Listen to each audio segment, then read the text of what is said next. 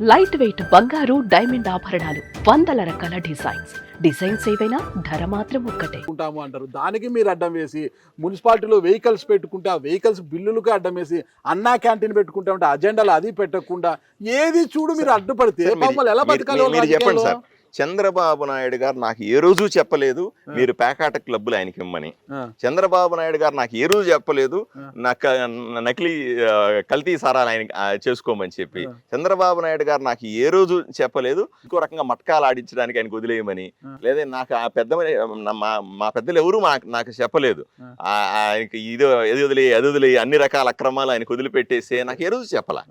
వాళ్ళు చెప్పిందంతా కూడా నీకు ఎమ్మెల్యే అయ్యే అవకాశం వచ్చింది, కూటమిలో అందరినీ కలుపుకొని నువ్వు బ్రహ్మాండంగా ముందుకు పో, ప్రజల్లోకి వెళ్ళు, కూటమి నిలబెట్టు, 10 కాలాల పాటు కూటమి ప్రభుత్వానికి మంచి పేరు తీసుకురా, ఇంతే చెప్పినారు సార్ నాకు. కానీ ఇక్కడ బీజేపీని బలోపేతానికి చూస్తున్నారు తప్పితే మమ్మల్ని అసలు పట్టించుకుని టీడీపీని జనసేనని ఇలా 2 కాళ్ళతో తొక్కిపెట్టి బీజేపీని బలోపేతం చేసుకోవడానికే పార్థసారథి వాల్మీకి గారు ప్రయత్నిస్తున్నారు, మీనాక్షి నాయుడు వర్గం ఆరోపిస్తుంది. కూటమిని బలోపేతం చేయడం సార్. దాంట్లో బీజేపీ ఉంది, దాంట్లో తెలుగుదేశం జనసేన ఉన్నాయి. ఇప్పుడు కూటమికి 53% ఓట్లు ఉన్నాయి సార్. కూటమి ఆలోచన విధానం ఏంటి? 53% ఉన్న ఓట్లని 65% తీసుకుపోవాలి సార్. ఎట్లా తీసుకుపోతారు చెప్పండి? వైఎస్ఆర్సీపీ పార్టీలో ఉన్నట్టు 40% ఓట్లలో గండి కొడితే తప్ప మేము మా ఓట్ల శాతాన్ని పెంచుకోలేం కదా. గండి సరిపోదా ఇంకా గండి ఓట్లా? లేదు సార్, కూటమి బలం పెంచుకోవాలి కదా సార్. ఇప్పుడు నేను తెలుగుదేశం పార్టీలో నుంచి తెచ్చుకున్నా, తెలుగుదేశం వాళ్ళు బీజేపీ నుంచి తీసుకున్నా, జనసేన నుంచి తీసుకుంటే మేమే ఆ 53%లోనే ఉంటాం. మాకు అది కాదు కావాల్సింది. 53% 65% కావాలంటే వైఎస్ఆర్సీపీ పార్టీలో ఉన్న నాయకుల్ని కార్యకర్తల్ని కన్విన్స్ చేసుకోవాలి. వాళ్ళు కూడా మా ఆలోచన విధానం నచ్చాలి, నచ్చేలాగా మనం ప్రవర్తించాలి, వాళ్ళని పార్టీలోకి తెచ్చుకొని క్యాడర్ని బిల్డ్ చేసుకోవాలి. క్యాడర్ని బిల్డ్ చేయడం అంటే మీకోసరము మీ గెలుపు కోసరము కృషి చేసిన వారికి కాకోకుండా వైసీపీలో పనిచేసిన మండలాధ్యక్షుడిగా పనిచేసిన అది పంపాపతి అనుకుంటా వాళ్ళ కుమారుడు మధుని ఇక్కడికి తీసుకొని వచ్చి ఆయనకు బియ్యం సరఫరా, చౌక బియ్యం సరఫరా కాంట్రాక్ట్ ఇవ్వడము ఇలాంటివి ఇవ్వడమేనంటారా? అంటే ఈ పార్టీలో పనిచేసిన వారు కాకుండా అవతల నుంచి లిఫ్ట్ చేసుకొచ్చి ఇవతలకు వచ్చిన పారాషూట్ వేసుకొని వచ్చిన నాయకులకి లిఫ్ట్ ఇవ్వాలని అలాంటి కాంట్రాక్టర్లు ఇవ్వడం అంటారా? పంపాపతి గారు ఎంపీపీ, ఆయన మా పార్టీలోకి వచ్చాడు అంతే. గిఫ్ట్ ఇచ్చారంట కదా బియ్యం గిఫ్ట్ లేదు. ఒకటే సార్, నేను అవినీతి పరుని కాదు, నేను ఎక్కడా కూడా ఎటువంటి తప్పు చెయ్యను. ఎటువంటి అవినీతి లేకోకుండే పంపాపతి కొడుకు మధుకి ఎందుకు బియ్యం కాంట్రాక్ట్ ఇచ్చారు? నెల నెల పార్థసారథి గారికి మామూలు అందడం లేదని ఆ 2 వర్గాలు ఆరోపిస్తున్నాయి. సహజంగానే రాజకీయాల్లో నేను ఇంత నిక్కచ్చిగా ఉన్నప్పుడు నా మీద ఆరోపణలు రావడం సహజమే, దాన్ని నిరూపించబడాలి కదా. నేరుగా మీ మీద నిరూపించడం లేదు, మీ అనుచరుడు డాక్టర్ కిరణ్ ద్వారా మొత్తం వ్యవహారం అంతా నడుస్తోంది. ఆదోనిలో కోడిగుడ్ల సరఫరా దగ్గర నుంచి, బియ్యం సరఫరా దగ్గర నుంచి, కంకర అదే మట్టి విషయంలో, ఇసుక విషయంలో అన్నిట్లో కూడా కిరణ్దే పై చెయ్యి, కిరణ్ ఏం చెప్తే అది జరుగుతుంది. సాధారణంగా ఏమవుతుందంటే సార్, కిరణ్ అనే వ్యక్తి మీకు ఇంతకుముందు కూడా నేను ఇంతకుముందు చెప్పాను, నేను నాకు ఈ ఊరికి వస్తే కనీసం ఇల్లు కూడా దొరకకుండా చేసిన దుర్మార్గుడు సాయిప్రసాద్ రెడ్డి. ఆ సమయంలో ఎక్కడా లేను, హోటల్లో ఉండలేక నానా బాధలు పడుతున్న సందర్భంలో డాక్టర్ కిరణ్ గారు ఆయన ఇంట్లో నాకు ప్లేస్ ఇచ్చాడు అంతే.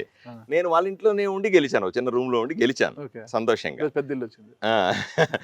గెలిచిన తర్వాత ఇది అద్దెకి తీసుకున్నా, ఇది అనుకుంటారేమో సరే, అద్దెకి తీసుకున్న ఇంట్లో ఉన్నాను. ఆదాయం ఉందంటే మంచి ఇల్లు కట్టారు అనుకున్నాను సార్. నేనేమి లేక రాలేదు కదా సార్, నేను కొంచెం కొద్దో గొప్ప డాక్టర్ గా ఉన్నాను. డాక్టర్ పార్థ డెంటల్ ఆసుపత్రుల గురించి అందరికి తెలిసిందే, ఉభయ తెలుగు రాష్ట్రాలకు తెలిసిందే. కానీ రాజకీయాల్లోకి వచ్చిన జోబి డబ్బు కాకుండా అప్పుడంటే నాకు డబ్బులు వచ్చేవి, అంటే అప్పుడంటే నాకు ఇల్లు ఇచ్చేవాళ్ళు కాదు, ఇప్పుడు కనీసం ఇల్లు ఇస్తారు డబ్బులు ఇస్తే, అంతే తేడా, అంత మించి ఏమీ లేదు. ఆ డాక్టర్ గారు వచ్చిన తర్వాత నన్ను ఆశ్రయించిన డాక్టర్ నేచురల్ గా ఆయన మీద సర్వసాధారణంగా ఫోకస్ ఉంటుంది, జనాలు విపరీతంగా దాని మీద కన్ను ఉంటుంది. ఏదో రకంగా ఆయన్ని నన్ను ఇబ్బంది పెట్టాలనే ప్రయత్నం చేస్తూ ఉంటారు. నన్ను బ్లేమ్ చేయడానికి ఎటువంటి ఆధారాలు ఏమి లేవు. సో మిగిలింది ఆ మనిషి నా పక్కన, వాళ్ళ ఇంట్లో ఉన్నవాడిని నేను, నాకు సన్నిహితుడు, వాళ్ళ కుటుంబంతో మంచి సంబంధం ఉంది, నేచురల్ ఆయన్ని బ్లేమ్ చేస్తారు. అటువంటి సహజమే, అది మామూలుగానే. ఇప్పుడు ఎవరైతే ఇంట్లో ఉంటాం, మనం ఉన్నాం అనుకో, మన పిఎని బ్లేమ్ చేస్తారు, మనతో పాటు తిరిగే వాళ్ళని బ్లేమ్ చేస్తారు, లేదా మన స్నేహితుల్ని బ్లేమ్ చేస్తారు. ఆయనకి ఎలాంటి మరకలు లేరంటారా? ఏమీ లేవు పాపం. మీరు చూడండి చరిత్రలో పోనీ ఈ రోజు కూడా చూడండి, ఆయన పాపం హాస్పిటల్కి వెళ్తాడు, ఇంట్లో ఉంటాడు హాస్పిటల్, కానీ నాకు సన్నిహితుడు, ఎందుకు నన్ను ఇంట్లో పెట్టుకున్నాడు కదా ఓకే కదా, నేను ఆ మాత్రం కృతజ్ఞత లేకపోతే ఖచ్చితంగా అందరినీ ఆ కృతజ్ఞతతో ఇవన్నీ ఇచ్చారు, మొత్తం ఆయన వ్యవహారాన్ని చక్కబెట్టే పని ఆయనకి ఇచ్చారు ఆ కృతజ్ఞతతో ఆయనకి అంత శక్తి సామర్థ్యాలు ఉండవండి పాపడ.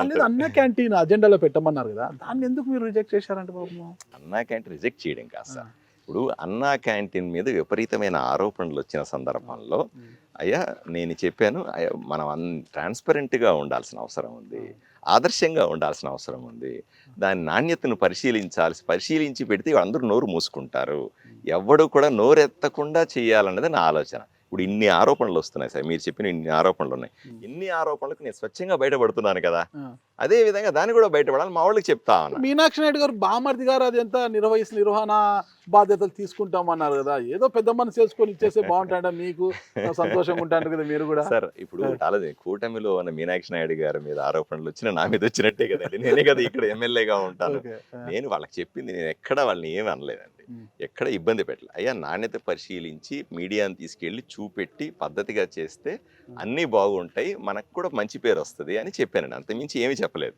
వాళ్ళు దాన్ని ఏదో విధంగా నన్ను భయపెట్టాలనో, ఏదో విధంగా నన్ను లొంగ తీసుకోవాలనో, ఏదో రకంగా నన్ను బ్లాక్మెయిల్ చేయాలనో, ఏదో ఇప్పుడు మీరు చెప్పారు కదా ఇన్ని ఆరోపణలు, పార్సారథి అది చేస్తున్నాడు, ఇది చేస్తున్నాడు, అది చేస్తున్నాడు, ఇది చేస్తున్నాడు, ఏదో రకంగా మన మీద బురద చల్లి ఏదో లొంగకపోతాడా పార్సారథి అనే ప్రయత్నం చేస్తే నేనేం చేస్తాను దానికి, నేను ఆ టైపు కాదే, నేను జాతీయ స్థాయిలో పనిచేసిన లీడర్ని, నాకు గల్లీ పాలిటిక్స్ చాలా సులభంగా చేయగలుగుతాను,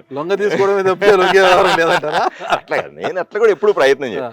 నేను జాతీయ స్థాయి రాజకీయాలు చేసే సమయంలో నరేంద్ర మోదీ గారు లేదా భారతీయ జనతా పార్టీ నన్ను ట్రైన్ చేసిన సందర్భంలో మా వాళ్ళు కఠినంగా ట్రైన్ చేస్తారు.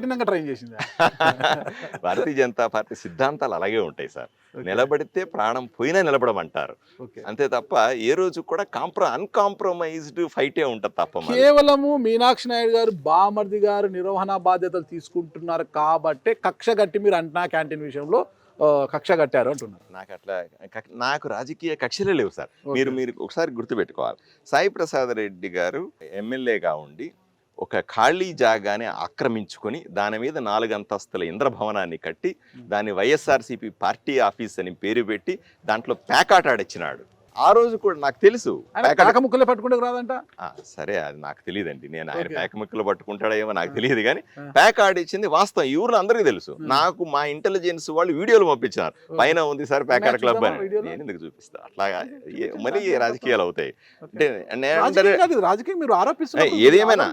ఏదేమైనా సార్ అలా చేస్తున్న సందర్భంలో కూడా నేను మొత్తం డాక్యుమెంటరీ ఎవిడెన్స్ తీసుకుని పత్రికాముఖంగా సోషల్ మీడియాలో పెట్టి ప్రెస్ మీట్ పెట్టి చెప్పినాను, ఇది ఆక్రమించుకున్నటువంటి బిల్డింగు, ఇది పూర్తిగా అక్రమ కట్టడము, మున్సిపాలిటీ నుంచి నోటీస్ కూడా వెళ్ళింది ఆయనకి. అన్ని చేసినప్పటికి కూడా నేను ఎక్కడ కక్ష సాధింపు చేయలే ఆయన మీద, చట్టపరంగా